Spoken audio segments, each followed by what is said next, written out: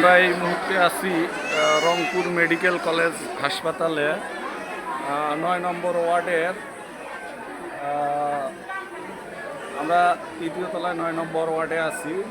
এই যে আজিজুর রহমান আমার ভাঙ্গা ভাইয়ের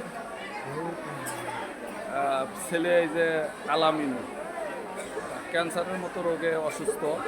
আমরা আজকে তাকে দেখতে আসছি। এই যে আমার ভাতিজা আজিজ আব্দুল আজিজ আসছে, নাজমুল আসছে, আবার এই যে বানিজ ভাইয়ের ছেলেও আসছে।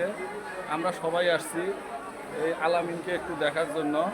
এই যে সেই আলামিন, যে আলামিন ক্যান্সারের মতো রোগে আক্রান্ত।